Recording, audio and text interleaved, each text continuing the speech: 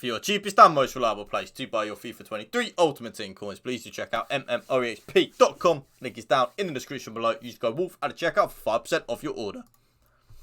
Yes, then YouTube, we are back. But before we start, guys, if you want to drop a like on today's video for me, drop a comment down below, and hit that subscribe button to my channel. That would mean the world to me. Shall we get this video to, I don't know, say like 100 likes? That is the like target. That would mean the world to me if you could drop a like for me. So, we are back with another custom tactics video of a formation that is a personal favourite of mine and has been probably since FIFA 16, FIFA 15. That is, of course, the 4-1-2-1-2 narrow. I always say it's like the easiest formation that you can use on FIFA in terms of like literally just pick it up and play. Because the passing lanes in the 4-1-2-2 narrow are so good and so OP. You've always got a spare man in the midfield. You've then got what I call the Holy Trinity. You've got the cam behind the two strikers. So OP. It's just a perfect formation. It was really popular last year. Not as popular this year. But I don't really know why that is. Because I think this year it's just as good as last year. I know this year you've got like the 4-3-2-1, the 3-4-2-1, the 5-4-1 that will be dropping on Saturday, by the way. So Saturday for the 5-4-1. I know that these formations are very OP at the minute, but I think the 4-1-2-1-2 is right up there and just as OP. So this is how I set my team up in the 4-1-2-1-2 narrow, and there is quite a big difference from the previous video as well. So R9 and Mbappe up front, Pele in the cam position, Messi left centre mid, yes. I know I've got a bit of a weird fetish when Messi in centre mid. Hullet right centre mid. Bellingham as the CDM. Then back four. Pretty obvious. So, the custom tactics that I use are like so. On the defensive style, not actually what you see on your screen right now. They are different to that. So, on the defensive style, a balanced style where your team presses the ball to the middle of the pitch and your team shape is neutral. I always use balanced. I do like pressure on heavy touch and press after possession loss, like I do say in a lot of my videos. But, and there is a but in this YouTube, especially in a 4-1-2-1-2 narrow, that is just a bit too much YOLO. Like, you will be caught out defensively if you were to do that. So, because of that, I just keep it on balanced.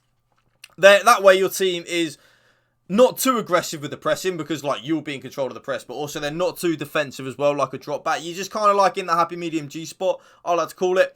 So, balanced is the way to go. The defensive width is now 35. Yes, you would have seen as this year has gone on, I've gotten more and more narrow on the defensive width. The reason being, you want your defence as narrow and as compact as it possibly can be. The reason for that, when it is narrow and compact, is very hard to break down. It is just super hard to break down. So you want to take advantage of that, YouTube, okay? So I play 35.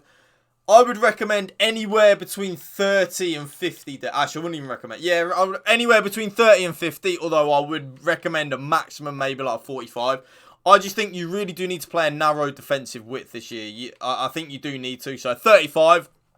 I normally play between 40 and 45. But just trust me, the more narrow I go, the less goals I'm conceding. It's not a coincidence, is it? This year, the more narrow tactics are OP, especially in terms of the attacking and defensive structure as well. So, I used to always play 70 depth. Not anymore, YouTube. I'm back to my more, not conservative, but 55 depth. I'm having a lot of joy with 55 depth at the minute. And I think the reason for that is because as the better cards are now coming out, especially with the FUT birthday promo that is going to be dropping tomorrow as this video drops, having a high line sometimes it's just not worth it. It's not worth the risk. Like I don't know what the saying is, but like it's like the high risk, high reward, except you're not really getting much reward with the high depth anymore. It's mainly just more high risk. So as soon as that happens, lower the depth down to 55. I love 55 because even though I like to be YOLO and aggressive, it's not sitting back either. You're kind of in a really good happy medium G spot at 55. So I use and abuse it.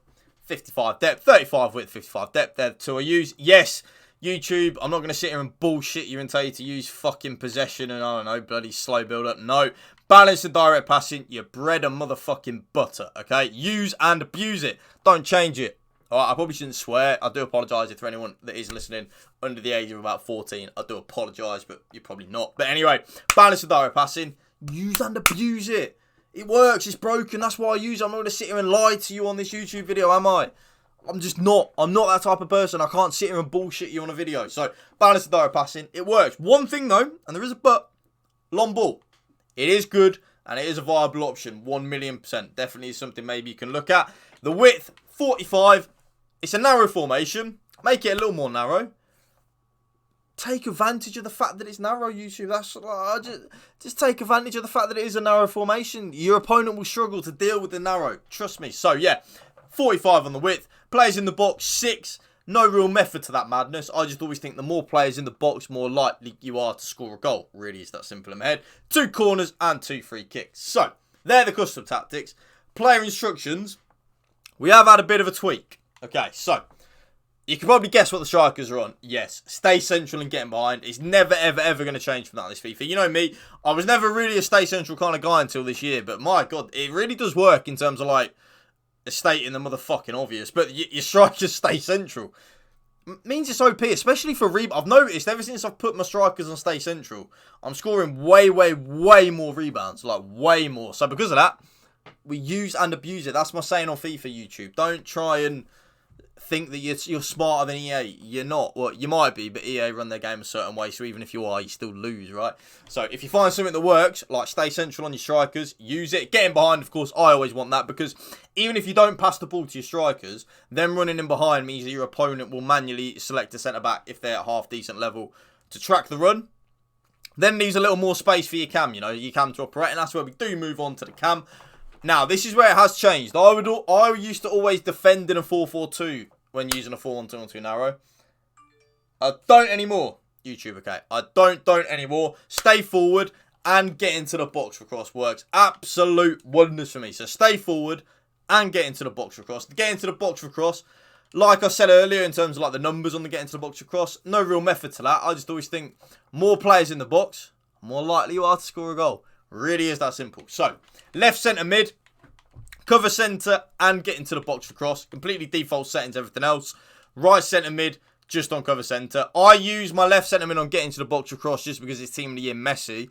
It doesn't matter if you put your right centre mid on getting to the box for cross. Just whichever central midfielder you think is best at going forward. So obviously for me, obviously it's going to be team of the year Messi. Have that one on getting to the box for cross, and then the other one on completely default settings, but also cover centre. Your CDM, stay back while attacking and cover centre. Pretty obvious. I used to have him on cut passing lanes. I don't anymore. I like him just to sit there on balanced defence. It really does work wonders. And now this is where the big change, YouTube, has come.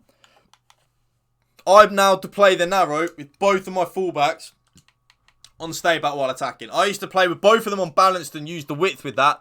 I don't anymore. I just use the 2 midfielders, the cam and the 2 strikers to go forward, and have the back 4 and the CDM just to mop everything up. And then comes for crosses and sweeper keeper. And that right there, YouTube, is my updated 4-1-2-1-2 custom tactics. If you did enjoy this video, please drop a like. Let's hit a like challenge of 100 likes. Let's do it. Hit that subscribe button and drop a comment down below. That would mean the world to me. Thank you for watching. Remember, spread the love and positivity. PMA, positive man attitude. Peace out. One love.